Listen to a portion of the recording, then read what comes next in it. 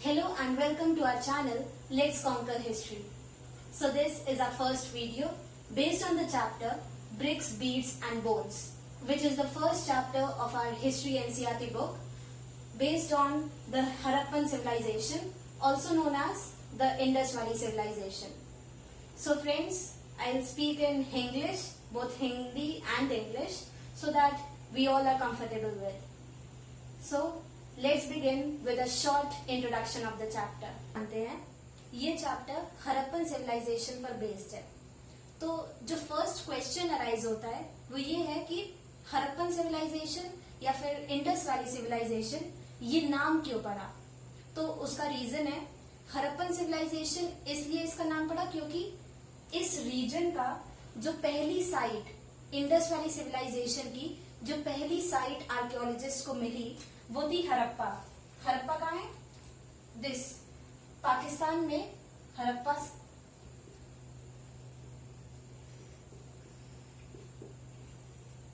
एक साइट है जो हमें पाकिस्तान में आर्कियोलॉजिस्ट को मिली और वो इंडस वैली सिविलाइजेशन की फर्स्ट साइट थी. फिर तो पहली साइट के ऊपर हम लोगों ने पूरी सिविलाइजेशन का नाम रख दिया हरप्पन सिविलाइजेशन. क्यों? क्योंकि पहली साइट हमें हरप्पा इंडस वैली सिविलाइजेशन की मिली थी. इंडस वैली सिविलाइजेशन नाम इसलिए पड़ा क्योंकि हम लोग बचपन से पढ़ते आ रहे हैं कि सेटलमेंट्स हमेशा रिवर्स के किनारे बसना शुरू होती हैं. तो जैसा कि हम लोग देख रहे हैं इंडस रिवर इस रीजन में बह रही है, तो ये सिविलाइजेशन भी इंडस रिवर के आसपास बसना शुरू हुई, इसीलिए इसका नाम रखा गया Indus Valley civilisation. Next question जो इम्पोर्टेंट है, इंडस वैली सिविलाइजेशन कौन कौन से रीजन्स को कवर करती थी. तो इस डायग्राम में आप लोग देख रहे हैं इंडिया, पाकिस्तान और अफगानिस्तान का थोड़ा सा पार्ट जो नीचे पाकिस्तान से की बॉर्डर से लग रहा है, इस रीजन को भी इंडस वैली सिविलाइजेशन कवर करती थी. इंडिया में ये नॉर्थ वेस्टर्न इंडिया और पूरा वेस्टर्न इंडिया, इतने पार्ट को इंडस वैली सिविलाइजेशन कवर करती थी. पाकिस्तान में अप्रोक्सीमेटली पूरा पाकिस्तान और अफगानिस्तान का थोड़ा सा नीचे वाला एरिया, इस पूरे रीजन को कवर करती थी इंडस वैली सिविलाइजेशन. यहाँ पे ये रीजन है जम्मू एंड कश्मीर का पार्ट, यहाँ पे ये पंजाब, यहाँ पे थोड़ा सा हरियाणा, देन राजस्थान और यहाँ पे गुजरात. तो इंडियन स्टेट्स याद रखना जरूरी है क्योंकि इंडिया के बारे में तो जानना पड़ेगा. तो इंडिया में 5 स्टेट्स को कवर कर रही है Indus Valley civilisation: Jammu Kashmir, Punjab, Haryana, Rajasthan और गुजरात. पाकिस्तान में मेन जो इंडस वैली सिविलाइजेशन की साइट्स है वो पाकिस्तान में है, जैसे हरप्पा, फिर मोहनजोदारो, वो भी पाकिस्तान में, और भी हम लोग आगे पढ़ेंगे. और अफगानिस्तान का थोड़ा सा part Indus Valley civilisation cover करती थी.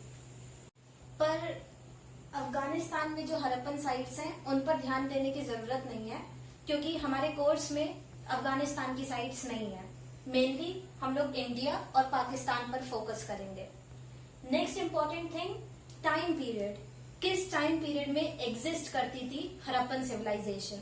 तो हरप्पन सिविलाइजेशन के टाइम पीरियड को 3 पार्ट्स में डिवाइड करा गया है: अर्ली, मैच्योर और लेटर. तो जो मेन पार्ट है वो है मैच्योर हरप्पन सिविलाइजेशन का टाइम पीरियड. तो वो था 2600 टू 1900 BCE. इस पीरियड में मैच्योर हरप्पन सिविलाइजेशन एग्जिस्ट करती थी. नेक्स्ट इंपॉर्टेंट थिंग कि इस सिविलाइजेशन का फाउंडर कौन था, किसने ढूंढी, किसने अनाउंस करी हरप्पन सिविलाइजेशन को. तो वो थे जॉन मार्शल, जो कि 1924 में उन्होंने अनाउंस करा और वो ASI archaeological survey of India के डायरेक्टर जनरल थे. उन्होंने अनाउंस करा हरप्पन सिविलाइजेशन को पूरी दुनिया से इंट्रोड्यूस करवाया. फ्रेंड्स, मैंने इस वीडियो में ये डायग्राम बनाया है क्योंकि हम हर टॉपिक के साथ एक क्वेश्चन हम लोग डिस्कस करा करेंगे उस टॉपिक से रिलेटेड, जिससे कि आप लोग की आंसर राइटिंग प्रैक्टिस भी होती जाए. देखिए, अगर इस टॉपिक से रिलेटेड देखें तो हो सकता है कि 8 मार्क्स वाले क्वेश्चन में या फिर 3 मार्क्स वाले क्वेश्चन में आ जाए कि डिस्क्राइब हड़प्पन सिविलाइजेशन या फिर डिस्क्राइब इंडस वैली सिविलाइजेशन। तो ऐसे क्वेश्चंस में हम लोग को अगर 8 मार्क्स का है तो 2.5-3 पेज तो लिखना ही पड़ेगा।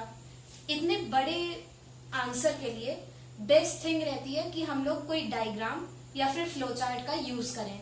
इससे क्या होता है कि देखिए, जो हमारा मटेरियल है आंसर का, एनसीईआरटी बुक सब लोग यूज कर रहे हैं, तो मटेरियल सबके पास सेम है। हम लोग अपने आंसर को इनोवेटिव कैसे कर सकते हैं कि हम लोग यूज करें डायग्राम्स का या फिर फ्लो चार्ट्स का, जिससे कि एग्जामिनर का अटेंशन तुरंत अट्रैक्ट हो जाए। तो ऐसे डायग्राम्स, अगर आता है क्वेश्चन डिस्क्राइब हड़प्पन सिविलाइजेशन, तो आप ऐसा एक रफ डायग्राम बना दीजिए जिसमें इंडिया हो, पाकिस्तान और अफगानिस्तान को दिखाइए मत दिखाइए, कोई फर्क नहीं पड़ता है, पर एक रफ डायग्राम इंडिया का और पाकिस्तान का, उसमें आपने जो 5 स्टेट्स हैं जहाँ पे है इंडिया में, जहाँ पे हड़प्पन सिविलाइजेशन है, जम्मू एंड कश्मीर, पंजाब, हरियाणा, राजस्थान, गुजरात, और जो मेन साइट है वहाँ की हड़प्पा और मोहनजोदारो, उसे भी दिखा दीजिए। इंडस रिवर जो यहाँ पे फ्लो हो रही है, और पाकिस्तान का नाम। ये कुछ चीजें आप उस डायग्राम में दिखा दीजिए और उस रीजन को, इस पूरे रीजन को शेड कर दीजिए किसी भी एक क्रेयॉन से, येलो, ब्लू, एनीवन। तो इससे क्या होगा, आपका जो एग्जामिनर होगा वो आपके आंसर की तरफ तुरंत अट्रैक्ट हो जाएगा। सेकेंडली, आप उसी के साइड में कुछ इंपॉर्टेंट पॉइंट्स भी ऐसे दे सकते हैं कि टाइम पीरियड क्या था इस सिविलाइजेशन का और फाउंडर कौन था। इससे क्या होता है कि आपके अच्छे मार्क्स सिक्योर हो जाते हैं, जो एग्जामिनर होता है उसके लिए भी आसान पड़ता है, और आप लोगों को भी जो आपने इस डायग्राम में दिखाया है, बस आंसर में उसी को एक्सप्लेन कर दीजिए 4-5 पॉइंट में, और बस आपको अच्छे मार्क्स आराम से मिल जाएंगे। So before moving on to the main topics, हम लोग कुछ इंपॉर्टेंट टर्म्स डिस्कस कर लेते हैं। First important term, culture. ये एक ऐसा क्वेश्चन है जो 1 मार्क्स में आ सकता है, इसलिए ये डेफिनेशन याद कर लीजिए। तो what is culture? Culture word का मतलब संस्कृति। तो हिस्ट्री में culture includes a group of object, वो ऑब्जेक्ट्स जो एक पर्टिकुलर एरिया में एक पर्टिकुलर टाइम पीरियड में आर्कियोलॉजिस्ट को मिलते हैं। अगर हम हड़प्पन कल्चर की बात करें तो हड़प्पन कल्चर में एक डिस्टिंक्टिव स्टाइल ऑफ ऑब्जेक्ट्स हमें मिलते हैं। जो कौन कौन से ऑब्जेक्ट्स क्या हो गए? Seals, beads, weights, bricks, pottery और बहुत सारे फिगर्स। तो इन सबका एक अलग डिस्टिंक्टिव स्टाइल था, इसलिए इसको हड़प्पन कल्चर बोला गया। हड़प्पन कल्चर को भी 3 अलग अलग पीरियड्स के हिसाब से डिवाइड कर दिया गया है। अर्ली हड़प्पन कल्चर में जो ऑब्जेक्ट्स हमें मिलते हैं वो अलग स्टाइल के थे। मैच्योर हड़प्पन कल्चर में अलग तरीके के मिलते हैं, और वो लेट हड़प्पन कल्चर के बिल्कुल अलग है। तो हर पीरियड का अपना एक अलग डिस्टिंक्टिव स्टाइल होता है। नेक्स्ट इंपॉर्टेंट थिंग हम लोगों ने पहले भी डिस्कस करी है कि हड़प्पन सिविलाइजेशन को 3 पीरियड्स में डिवाइड कर दिया गया था। Early Harappan civilisation, mature Harappan civilisation और लेट हड़प्पन सिविलाइजेशन। अर्ली मतलब जब हड़प्पन सिविलाइजेशन सेटल होना शुरू हुई होगी, जब हड़प्पन इस रीजन में सेटल होना शुरू हुए होंगे, मतलब अराउंड 3500 to 2600 BC, ये इसका टाइम पीरियड है। तो 3500 to 2600 BC में अर्ली हड़प्पन सिविलाइजेशन सेटल हुई। फिर मैच्योर हड़प्पन सिविलाइजेशन, जब हड़प्पन सिविलाइजेशन अपने प्रॉस्परस स्टेट में थी, मतलब इकोनॉमी बहुत अच्छी थी, एग्रीकल्चर प्रोड्यूस बहुत अच्छा हो रहा था, सब लोग बिल्कुल सेटल्ड थे, बहुत ही ऑर्गेनाइज्ड एडमिनिस्ट्रेटिव सिस्टम था। तो जब हड़प्पन सिविलाइजेशन अपने मैच्योर स्टेट में थी, उस पीरियड को कहा गया मैच्योर हड़प्पन कल्चर या मैच्योर हड़प्पन सिविलाइजेशन। वो पीरियड था 2600 to 1900 BC, और ये मेन है हमारे पूरे चैप्टर में। अब हम लोग इसी पीरियड के बारे में डिस्कस करेंगे। Next, late Harappan civilisation. ये पीरियड है जब हड़प्पन सिविलाइजेशन अपने डिक्लाइन पर थी, जब वो खत्म हो गई और बाद में जो कुछ लोग बचे वो उस जगह में जो रह रहे थे और उनका जो कल्चर था वो आता है लेट हड़प्पन सिविलाइजेशन में। ये पीरियड है 1900 to 1300 BC. Next important thing, ये कुछ शॉर्ट फॉर्म्स हैं जो क्योंकि अभी आगे हम लोग ईयर्स पढ़ेंगे तो हमें पता होना चाहिए कि what does BCE and CE stands for, तो इसलिए हमने ये लिख दिया था। BCE stands for before common era and CE stands for common era.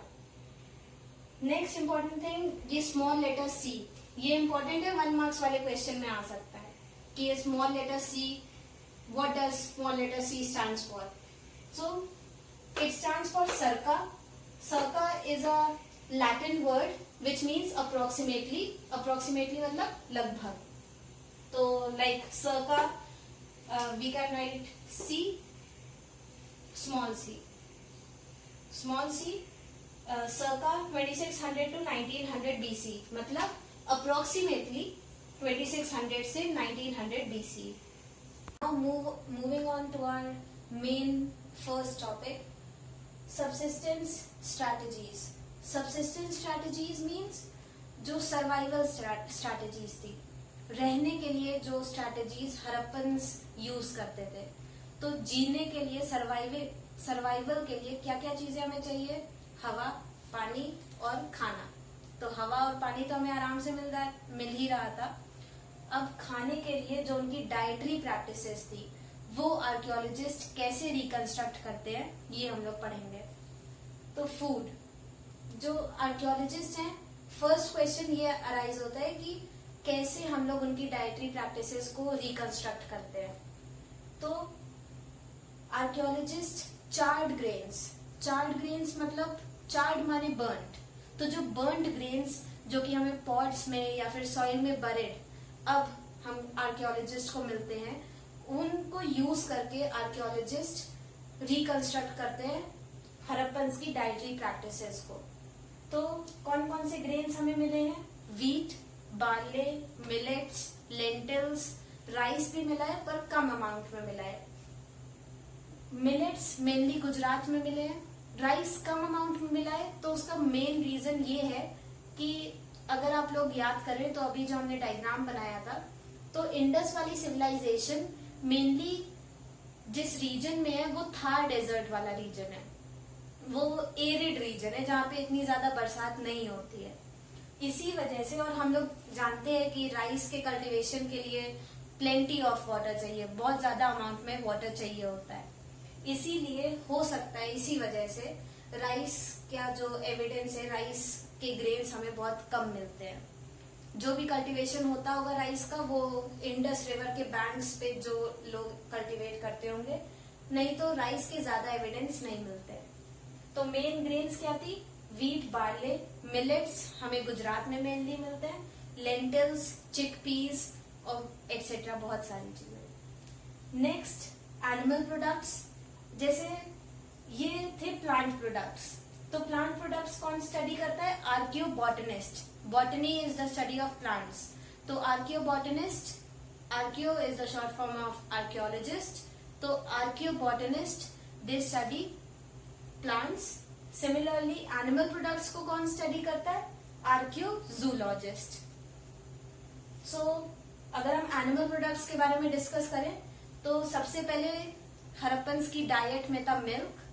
तो मिल्क कहाँ से आता था? डोमेस्टिकेटेड एनिमल से। इस पीरियड तक हड़प्पन सब शुरू कर चुके थे डोमेस्टिकेशन ऑफ एनिमल्स, क्योंकि हम लोग को बोन्स मिलती है कैटल की, शीप्स की, गोट्स की, पिग्स की। तो इससे हमें पता चलता है कि हड़प्पन सब एनिमल्स डोमेस्टिकेट करते थे, पालने लगे थे। तो क्योंकि कैटल, शीप इन सबको वो पाल रहे थे, इसका मतलब उनकी डाइट में मिल्क भी इंक्लूडेड था। नेक्स्ट हमको बोन्स मिलती है फिश की और फाउल की। फिश की बोन्स का मतलब वो लोग फिश खाते थे और फिशिंग वो लोग कर रहे होंगे। Fowl includes ducks and hens. तो डक और हेन का होना मतलब कि वो लोग मीट खा रहे थे और एग्स वगैरह भी उनकी डाइट में इंक्लूड था। नेक्स्ट हमको बोन्स मिलती हैं बियर की, घड़ियाल की, डियर की, इन सब की बोन्स मिलती हैं। इससे हमें पता चलता है कि वो लोग हंटिंग भी करते थे। पर आर्कियोलॉजिस्ट इसमें थोड़ा कंफ्यूज हैं कि क्या हड़प्पन्स खुद हंटिंग करते थे या फिर वो लोग किसी हंटिंग कम्युनिटी से इन सब का मीट, इन एनिमल्स, मरे हुए एनिमल्स को खरीद लेते थे। तो ये एक कंफ्यूजन है। पर इनकी बोन्स अगर मिलना ये हमें बताता है कि इन सब एनिमल्स का मीट वो लोग खाते थे।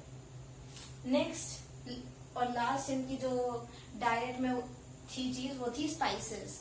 तो स्पाइसेस हमें कहाँ से एविडेंस मिलता है स्पाइस की, वो लोग स्पाइस यूज करते थे? तो उसका एविडेंस है सैडल कोर्न। सैडल कोर्न मतलब हम सभी के घर में मम्मी लोग चटनी पीसने के लिए सिल का यूज करती है। तो सिल, उसी को इंग्लिश में कहते हैं सैडल कोर्न। तो सैडल कोर्न का होना मतलब कि हड़प्पन्स भी स्पाइसेस को पीसकर अपने खाने का और ज्यादा टेस्ट बढ़ाने के लिए स्पाइसेस को यूज करते थे।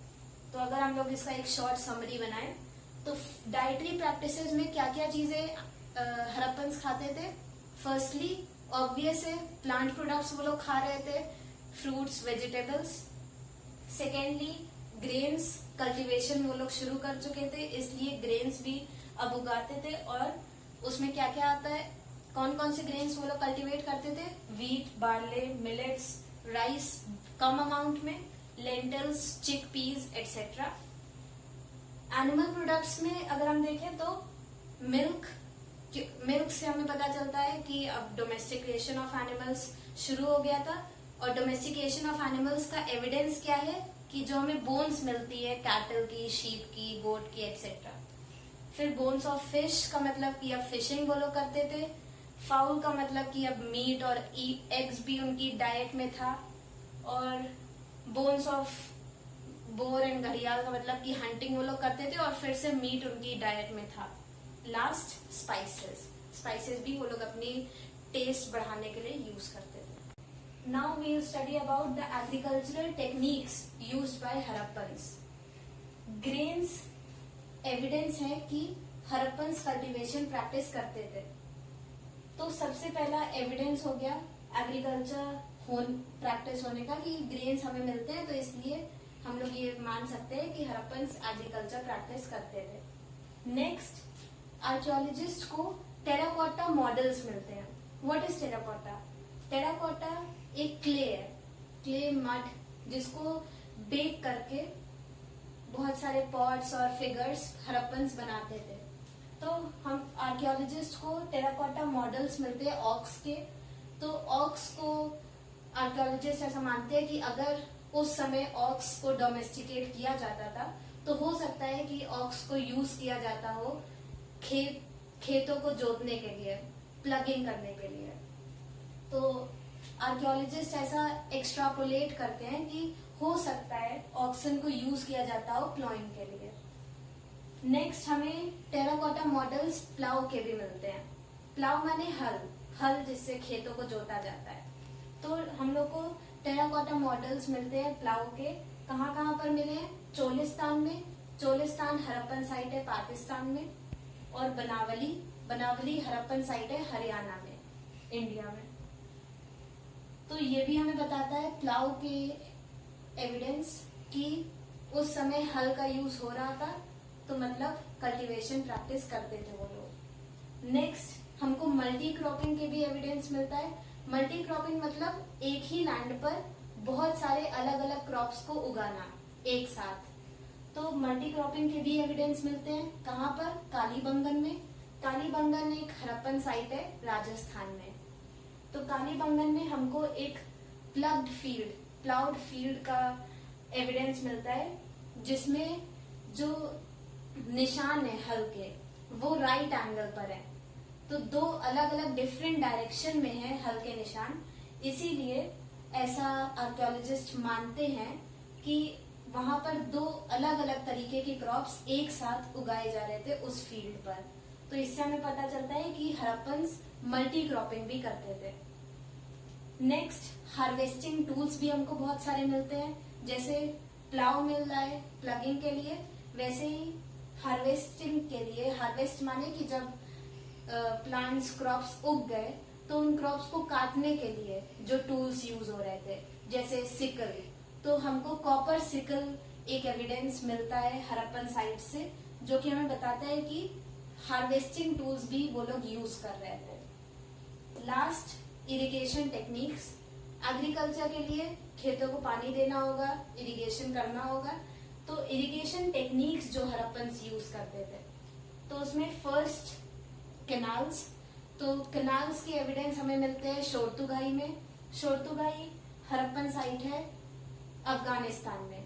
ये इकलौती वन एंड ओनली अफगानिस्तान की हड़प्पन साइट है जो हमारे कोर्स में है। तो शोरतुगाई में हमको कनाल्स के एविडेंस मिलता है और कहीं भी हमें कनाल्स नहीं मिलते हैं। तो आर्कियोलॉजिस्ट का ये मानना है कि हो सकता है और भी रीजन्स में कनाल्स बनवाए गए हों, पर वो सब समय के साथ उनमें मिट्टी जम गई हो और इसलिए अब हम लोग को नहीं मिल पा रहे हैं। तो कनाल्स का जो एविडेंस मिला है हमें वो सिर्फ शोरतुगाई में मिला है। नेक्स्ट, इरिगेशन के लिए हो सकता है वेल से वाटर यूज कर दिया जाता हो, कुओं का पानी वो लोग यूज करते होंगे। नेक्स्ट, रिजर्वॉयर्स, टैंक्स बनाते होंगे रेन वाटर को सेव करने के लिए और फिर उसका पानी यूज करते होंगे। रिजर्वॉयर के हमको एविडेंस मिले ढोलावीरा में। ढोलावीरा हड़प्पन साइट है गुजरात में। इन सब हड़प्पन साइट्स की प्लेसेस को आप जरूर एक अपने दिमाग में रखिएगा और मैप पर भी देख लीजिएगा, they are important. With this we come to the end of our video. इस वीडियो को ज्यादा लंबी नहीं करेंगे, नहीं तो फिर बोरिंग हो जाएगी। नेक्स्ट टॉपिक्स को नेक्स्ट वीडियो में कवर करेंगे। I hope you all found this video really useful and you all liked it. Please like, comment and share and subscribe to my channel. Till then, thank you.